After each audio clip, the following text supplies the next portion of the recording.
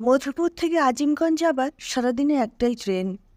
শিবু বোনের শরীর খারাপের খবরটা পেয়েই ছুটতে ছুটতে এসে ট্রেনটা ধরল। কামরায় পা রাখা মাত্র লম্বা হুইসেল বাজিয়ে ছেড়ে দিল ট্রেন। আর তারপরের মুহূর্তেই ভুলটা বুঝতে পারল শিবু। সে তাড়াহুড়োতে এসে দিয়েছে লেডিস কামরায়, কিন্তু তখন আর নামার উপায় নেই। ট্রেন স্টেশন ছাড়িয়ে অন্ধকার ফুঁড়ে দূর দাঁড়িয়ে ছুটে চলেছে। অগত্যা পুটলিটা বুকের কাছে চেপে ধরে প্রায় দরজার মুখেই বসে পড়ল সে। ঠিক করল মোহনপুর এলেই নেমে কামরা বদল করে নেবে।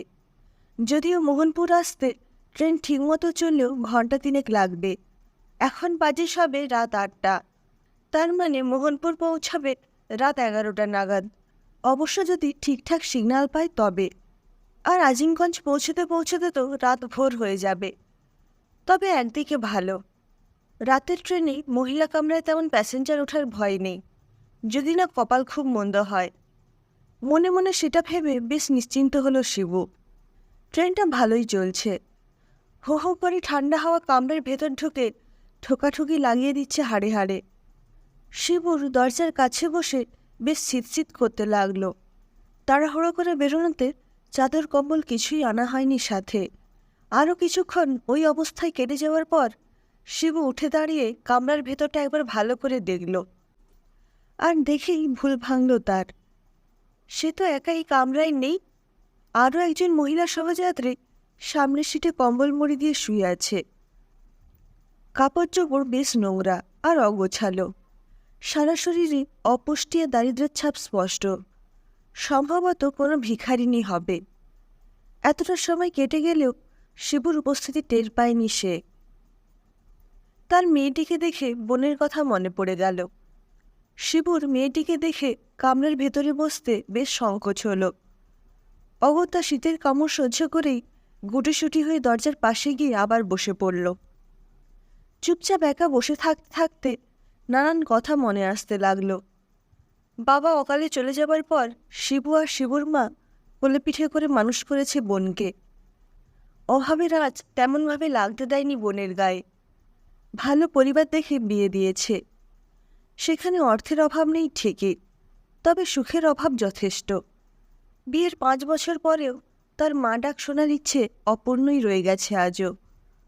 অনেক চেষ্টা চরিত্রের পর পেটেই মাস 4 আগে একটা বাচ্চা এসেছিল বটে, তবে ভগবান তাকেও কেড়ে নিয়েছে আজ।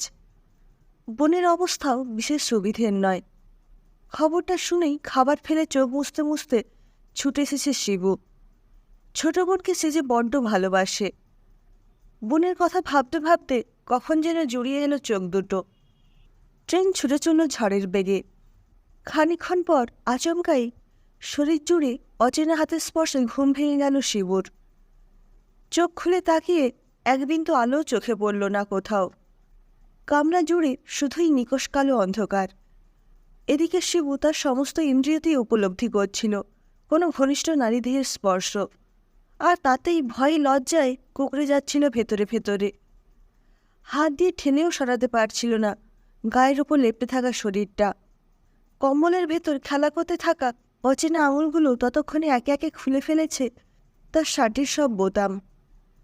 ঘাড়ের কাছে অচেনা শরীরের উষ্ণ নিঃশ্বাসের ভয়ে উত্তেজনায় দম বন্ধ হয়ে আসছিল শিবুর। তবু শিবু শেষবারের মতো চেষ্টা করল সবটুকু শক্তি দিয়ে প্রাণপণে চেঁচিয়ে ওঠার, কিন্তু ততক্ষণে তার ঠোঁট কবজা করে নিয়েছে কোনো কুহুকেনি। আজের কামড়ে অবিরাম ক্ষতবিক্ষত হয়ে চলেছে তার জিভ, গাল, গলা। চেপে বসে থাকা শরীরের ভারে কেমন যেন অসাড় হয়ে আসছে শিবুর শরীর। তবু যেন অনন্ত তেষ্টা নিয়ে শিবুর শরীরে অমৃত খুঁজে চলেছে সেই মেয়েটির শরীর।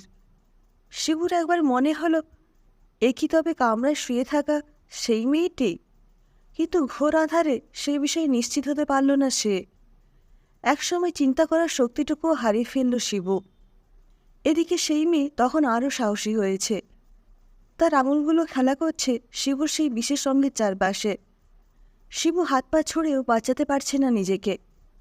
এমন সময় হঠাৎই একটা খুট করে শব্দ, আর তীব্র আলোতে ভরে গেল গোটা কামরা।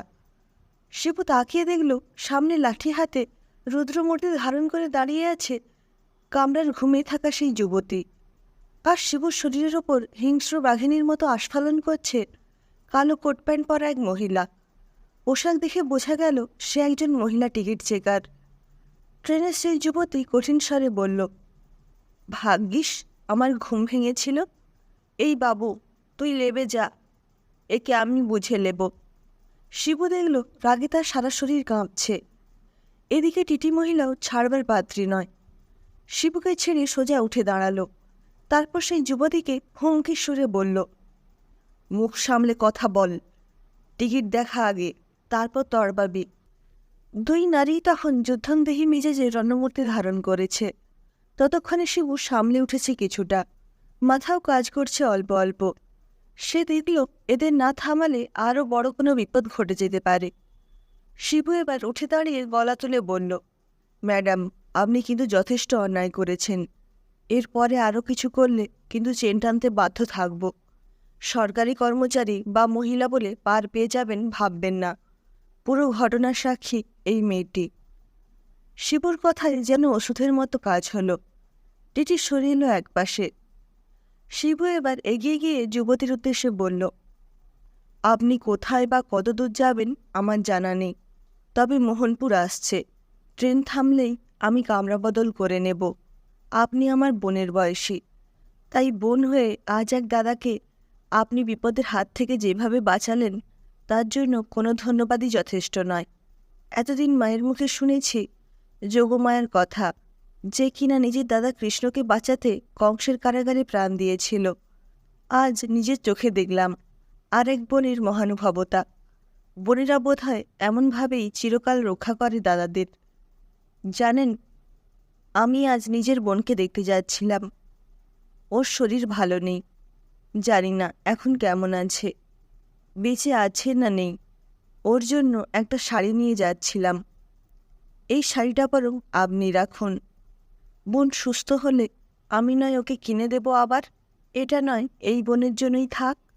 তারপর সেই টিটি মহিলার দিকে ফিরে বলল, ওনার টিকিটের দাম আমি মিটিয়ে দিচ্ছি। আজকে রাতের কথা আমি ভুলে যাব, পারলে আপনিও ভুলে যাবেন।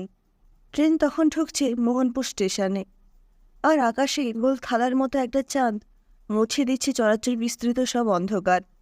কামরা বদল করে সিটে বসে জানলা দিয়ে সেদিকে তাকিয়ে শিবুর মনে পড়ল, আজ তো রাখি পূর্ণিমা। বন্ধুরা, আপনাদের সবাইকে রাখি পূর্ণিমার আগাম শুভেচ্ছা ও ভালোবাসা। সবাই ভালো থাকবেন, সুস্থ থাকবেন। টাটা।